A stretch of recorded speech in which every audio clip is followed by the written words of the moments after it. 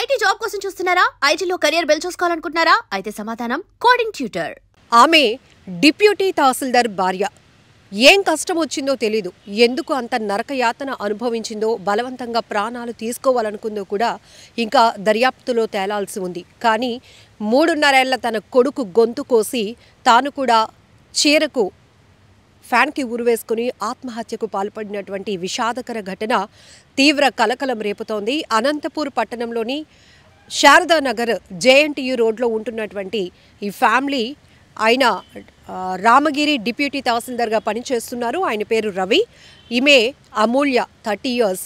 So భార్యాభర్తల మధ్య కొన్ని నెలలుగా విభేదాలు కొనసాగుతున్నట్టు తెలుస్తోంది. అయితే మృతురాలు అమూల్య బంధువులు తల్లిదండ్రులు మాత్రం లక్షలాది రూపాయలు కట్నం ఇచ్చి పెళ్లి చేశాం, డిప్యూటీ తహసీల్దార్ అలాంటి ఒక వ్యక్తికి, మంచి పొజిషన్లో ఉన్నతమైన స్థానంలో ఉన్నటువంటి ఒక వ్యక్తికి ఇచ్చి పెళ్లి చేస్తే తన కూతురు జీవితం సెటిల్ అయిపోతుందనే ఉద్దేశంతో ఇవ్వాల్సినవన్నీ ఇచ్చాం, అయినా కూడా అదనపు కట్నం, అలానే రకరకాలుగా తన కూతుర్ని వేధిస్తూ ఉండేవాడు. అందుకనే తన కూతురు ఈ స్థాయిలో తన కొడుకుతో పాటు తాను కూడా బలవంతంగా ప్రాణాలు తీసుకుంది అని వారు ఆరోపిస్తున్నారు. ఇద్దరు మృతదేహాలు, తల్లి బిడ్డ మృతదేహాలు చూసి తీవ్రంగా రోధిస్తున్నారు. మరోవైపు అసలు ఏం జరిగిందంటే ఈయన ఉదయం 10 గంటల ప్రాంతంలో యాజ్ యూజువల్గానే తన డ్యూటీకి వెళ్ళిపోయారు. సాయంత్రం 6 గంటల ప్రాంతంలో ఇంటికి తిరిగి వచ్చేటప్పటికి మెయిన్ డోర్ క్లోజ్ చేసి ఉంది. సో ఎంత అమూల్య అని పిలిచినా, బాబుని సహస్ర ఎక్కడున్నారా అని అలా పిలిచినా కూడా డోర్ లాక్ చేసి ఉండటం వల్ల, అంటే ఆల్రెడీ ఒకవేళ బయటకు వెళ్తే కనుక ఇన్ఫామ్ చేసే వెళ్తారు కదా, కాబట్టి ఇంట్లోనే ఉంటారు అనే కోణంలో ఆయన డోర్ నాక్ చేసినా కూడా ఎవరు తలుపు తీయలేదు. ఇంతలోనే మళ్ళీ కిందకు వెళ్ళి, సో మా వైఫ్ కనిపించారా, ఎక్కడికైనా వెళ్ళారా అని అడిగినప్పటికీ ఎవరికి తెలియదు అన్నారు. సో పక్కింట్లో ఓనర్ అలానే నైబర్స్ని కూడా అడిగినప్పుడు అక్కడ గమనిస్తే ఆ బాబువి అలాగే తన వైఫ్వి కూడా చెప్పులు ఉన్నాయి, ఎక్కడ మిస్ కాలేదు. సో అనుమానం వచ్చి అందరూ కూడా అప్పటికే పోలీసులకు ఇన్ఫర్మేషన్ కూడా ఇవ్వడం జరిగింది. అంతలోనే కానిస్టేబుల్ అక్కడికి చేరుకున్నారు. అలానే స్థానికంగా ఉన్నటువంటి వాళ్ళు, ఓనర్, వారందరూ కూడా మెయిన్ డోర్ని బ్రేక్ చేసి లోపలికి వెళ్ళి చూస్తే సెకండ్ బెడ్రూమ్లో ఆ రూమ్ కూడా డోర్ లాక్ చేసింది. అనుమానం వచ్చి కిటికీ డోర్ ఓపెన్ చేసి చూసేటప్పటికి బెడ్ పైన ఆ చిన్నారి సహస్ర గొంతు కట్టయి ఉండి తీవ్ర రక్తస్రావంలో ఆ బిడ్డ చనిపోయినటువంటి పరిస్థితి, అలాగే ఆమె కూడా ఆత్మహత్య చేసుకున్నటువంటి పరిస్థితి, ఉరికి వేలాడుతూ కనిపించినటువంటి దృశ్యాలు తీవ్రంగా కలవరపాటుకు గురి చేశాయి. ఒక్కసారిగా ఆ డోర్ను కూడా బ్రేక్ చేసి ఆ తర్వాత లోపల ఉన్నటువంటి ఆ మృతదేహాలను బయటకు తీయడం జరిగింది. అయితే అప్పటికే క్లూస్ టీమ్తో సహా సిఐ, ఎస్ఐ, డిఎస్పీ బృందం అంతా కూడా అక్కడికి చేరుకొని విచారణ అయితే కొనసాగిస్తున్నారు. అయితే భర్త రవి ఇచ్చినటువంటి ఇన్ఫర్మేషన్ అయితే ఇది. ఆయన 10 గంటలకు డ్యూటీకి వెళ్ళిపోయి ఈవినింగ్ వచ్చిన తర్వాత డోర్ ఓపెన్ చేయకపోవడం వల్ల అనుమానం వచ్చి అప్పటికే పోలీసులకు ఇన్ఫర్మేషన్ ఇచ్చారు అని చెప్పారు. అయితే మృతురాలు అమూల్య తల్లిదండ్రులు ఏదైతే వాళ్ళ వెర్షన్ ఉంటుందో దాని ప్రకారమే ఈ కేసు దర్యాప్తు కొనసాగిస్తామని కూడా డిఎస్పీ గారు చెప్తున్నారు. ఇప్పటికే అమూల్య అమ్మా నాన్న కావచ్చు, బంధువులు, మేనమామ వారంతా కూడా అక్కడికి చేరుకుని తీవ్రంగా రోధిస్తున్నారు. లక్షలాది రూపాయలు కట్నం ఇచ్చాం, అన్ని బాగా చూసుకున్నాం, ఒక మంచి వ్యక్తికి ఇచ్చాము అనుకున్నాం, కానీ అతను వేధింపులు, అదనపు కట్నం కోసం, అలానే ఇంకా మానసికంగా కూడా చాలా వేధింపులకు గురి చేసేవాడు. అందుకే నా కూతురు ఇలా చనిపోయింది, విగతజీవిగా మారిపోయింది, నా మనవడిని, నా కూతుర్ని ఇలా చూడటం అనేది నేను తట్టుకోలేకపోతున్నాను అంటూ ఆ తండ్రి అలానే అమూల్య మేనమామ కూడా ఆమె గురించి చెప్పుకొని వచ్చినటువంటి పరిస్థితులు ఉన్నాయి మీడియా ముందు మాట్లాడుతూ.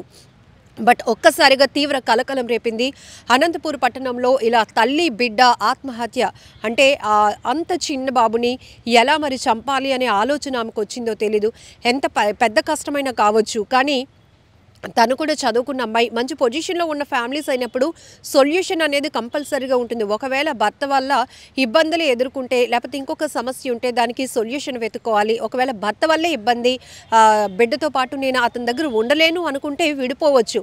కానీ అంత చిన్న బిడ్డని ఒక కత్తి, అక్కడ చాక్ కూడా పోలీసులు గుర్తించారు. ఎందుకంటే ఆ చాకుతోనే ఆ బిడ్డని గొంతు కోసి చంపిన తర్వాత ఆమె కూడా ఆత్మహత్య చేసుకున్నట్టు పోలీసులు నిర్ధారించారు. ఎందుకంటే ఇంకొకరిని అనుమానించడానికి కూడా ఇక్కడ లేదు. ఎందుకంటే ప్రధాన మెయిన్ డోర్తో పాటు లోపల ఉన్నటువంటి బెడ్రూమ్ డోర్ కూడా 2 క్లోజ్ చేసే ఉన్నాయి. కేవలం ఆమె మాత్రమే తీసుకున్నటువంటి డెసిషన్.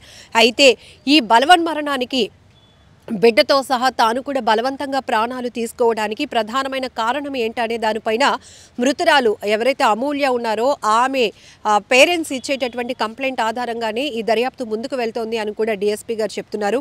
ఏది ఏమైనా తీవ్ర విషాదకరమైన ఘటన, చాలా బాధాకరమైన ఘటన. ఏమాత్రం అసలు ఆలోచించకుండా చాలా కఠినమైన నిర్ణయాలు తీసుకుంటూ ఇటు కుటుంబ కలహాలు కావచ్చు, ఆర్థికపరమైన ఇబ్బందులు కావచ్చు, సమస్య ఏదైనా పిల్లల ప్రాణాలు ఈజీగా తీసేసి వాళ్ళు కూడా బలవంతంగా ప్రాణాలు తీసుకోవడం అనేది చాలా బాధాకరమైన ఘటన. ఈ తరహా ఘటనలు చూసినప్పుడు సొసైటీ పైన కూడా ఒక రకమైన ఇంపాక్ట్ ఉంటుంది. ఎందుకంటే తరచుగా ఇలాంటి విషాదకర ఘటనలు కానీ సూసైడ్కి సంబంధించినటువంటి చూసినప్పుడు కొంతమంది ప్రేరేపణకి అవ్వటానికి కూడా అవకాశం ఉంటుందని ఇప్పటికీ మానసిక నిపుణులు చెప్తున్నారు. సూసైడ్ టెండెన్సీ ఆలోచనతో ఉన్నవాళ్ళు ఇట్లాంటి సెన్సిటివ్వి ఏమైనా చూసినా వినినా వాటి గురించి తెలుసుకున్నా కూడా వాళ్ళకి ఎలాంటి సమస్య వచ్చినా ఇదే సొల్యూషన్ అనే భావనలోనికి వెళ్ళిపోతారంట. సో ఆ రకంగా మానసిక నిపుణులు కూడా, సైకాలజిస్టులు కూడా ఎప్పటికప్పుడు హెచ్చరిస్తూనే ఉన్నారు. ఏదైనా ఇబ్బంది అనుకుంటే ఆ సమస్య నుంచి దూరంగా వెళ్ళిపోవడానికి ప్రయత్నించండి, అంతేగాని సమస్యకి సొల్యూషన్ సూసైడ్ అని మాత్రం డిసైడ్ కాకండి అంటూ కూడా హెచ్చరిస్తున్నారు. ఏది ఏమైనప్పటికీ కూడా అనంతపూర్లో ఇది ఒక విషాదకరమైన ఘటనగా చెప్పాలి. అమ్మాయి సార్ ఏం లేదు, నేనేం గతి లేని నా కొడుకుని కాదు, కొడితే బాగుండదు. నేను ఉద్యోగస్తుని, వాడు ఉద్యోగస్తుడితే నేను ఉద్యోగస్తున్నే. విలువలు ఉండాలా ఉద్యోగస్తుని కూడా. విలువలు లేని ఉద్యోగాలు ఆల్రెడీ నా భార్యతో కూడా ఏంది మీది ఎక్కువైందని అన్నాడు. నా భార్య ఏడుచుకుంటా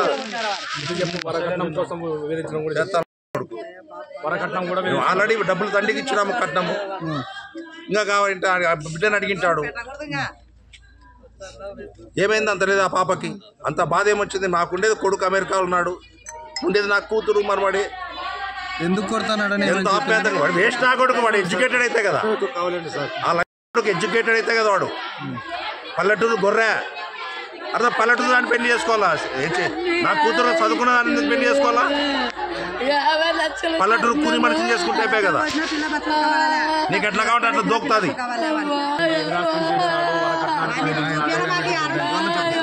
వరకట్నం అడిగింటాడు, వరకట్నం వేధిస్తున్నాడు, పిల్లల్ని కొడుతున్నాడు. ఏమి దాడు? కాయగూరలు దాడు. కాయగూరకు దాలేకుంటే నేనే సర్దిన నా కూతురికి. ఏం వాంత లేకినా ఎందుకు లేదు, నువ్వు పోయి తెచ్చుకో కాయగూరలని. కాయగూరలు తెచ్చిచ్చే మొగలకు తెలియదా? తెల్లి ఇది నా పేరు శ్రీనివాసులు. నేను వచ్చేసి అమ్మాయి మేనమామని. అతను వచ్చేసి దాదాపుగా 1 సంవత్సరం 2 సంవత్సరం నుంచి ప్రతినిత్యం ఆ పాపను వేదనకు గురి చేస్తున్నాడు. అది వరకట్నం కావచ్చు, హెరాస్మెంట్ కావచ్చు, రకరకాలుగా చాలా కారణాలు ఉన్నాయి. ఈ కారణాల వల్ల ఆ పాప మనసు చాలా కుంగి కృషించి ఈ తీవ్రమైనటువంటి నిర్ణయం తీసుకుంది. దీంట్లో అనుమానాస్పదంగా కూడా మాకు కొంత కనపడుతుంది. ఏమని, ఇది వాస్తవంగా ఆత్మహత్య చేసుకుందా లేకుంటే కొడుకుని చంపి ఊరేసుకుందా అనేది మాకు పోలీసు వారు డెఫినెట్గా దీన్ని విచారణ చేసి దానిపైన తగు చర్యలు చేసి కఠినమైన శిక్ష, ఎవరైతే ఉన్నాడో రవి అనే అతను అమూల్య భర్త, అతని పైన కఠినమైన చర్యలు తీసుకొని మాకు తగు న్యాయం డెఫినెట్గా చేయాలా. ఒక ఆడపిల్ల మామగా, ఒక ఆడపిల్ల తండ్రిగా నేను ఒకటే కోరుకుంటున్నా, లక్షల రూపాయలు కట్నం ఇచ్చినాం, దాదాపు 70 లక్షల రూపాయలు కట్నం ఇచ్చినాం. ఎందుకంటే అబ్బాయి డిప్యూటీ తహసీల్దార్ అని ఎక్కువ డిమాండ్ చేసినందువల్ల ఫస్ట్ ఇవ్వడం కూడా చాలా ఎక్కువ కట్నం ఇచ్చి పెళ్లి చేసినాం. తర్వాత కూడా నిత్యం వేధింపులకు గురి చేస్తూ మా పాపని ఈరోజు పొట్టలు పెట్టుకోవడానికి మూలకారకుడు ఆ డిప్యూటీ తహసీల్దార్ రవి రామగిరి మండలంలో ప్రజెంట్ ఇప్పుడు చేస్తున్నాడు. అతడు ఫోన్ చేసి చెప్పాడు, మీ పాప చనిపోయిందని చెప్పాడు నాకు ఫోన్ చేసి. ఫస్ట్ ఫోన్ నాకే వచ్చింది. మా పాప ఎందుకు చనిపోతుందంటే ఊరేసుకొని చనిపోయిందని చెప్పాడు.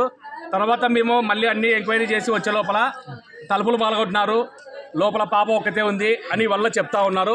దీంట్లో వాస్తవాలు ఎంత అనేది పోలీసు వారు తగు విచారణ చేసి మాకు నిజాలన్నీ బయట పెట్టవలసిందిగా మనవి చేసుకుంటాం. మా పాపకు న్యాయం జరగాల.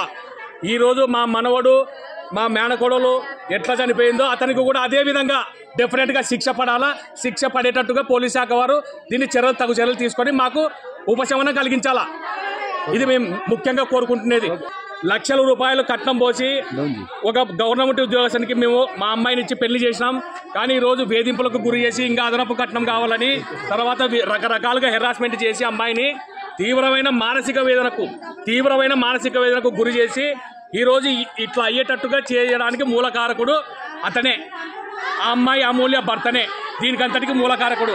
కాబట్టి మాకు తగు చర్యలు తీసుకొని మంచి కఠినమైన శిక్ష. ఏ కారణం? వరకట్నం, తర్వాత వేధింపులు. అతనికి ఇంకా ఏమున్నాయో తెలియదు. నిత్యం చెంపలకు కొట్టేది, చెవులకు కొట్టేది, నెత్తిన కొట్టేది. ప్రతిరోజు ఇవే ఫోన్లే మాకు. వద్దులేమ్మా, సర్దుకొని బతకాలమ్మా, ఎందుకమ్మా బజార్లో పడితే బాగుండదు. ఈ అమ్మాయి డిస్టింక్షన్లో పాస్ అయింది, బీటెక్ పుల్లారెడ్డి ఇంజనీరింగ్ కాలేజీలో ఉంది కర్నూలులో. ఉద్యోగం వస్తే కూడా వద్దమ్మా, ఒకసాట ఉండి కాపురం చేసుకోండి ఉద్యోగం మానిపించి ఇక్కడే పెట్టాం మేము. కానీ ఈయన మానసిక ఒత్తిడికి గురి చేసి, తీవ్రమైన వేదనకు గురి చేసి ప్రతినిత్యం కొట్టడం, తిట్టడం. అది వరకట్నము, ఇంకోటి. దీంట్లో ఏవేవో ఉంటాయి ఇంకా కారణాలు. దయచేసి మాకు న్యాయం జరగాల, కఠినమైన శిక్ష పడాలా అతనికి.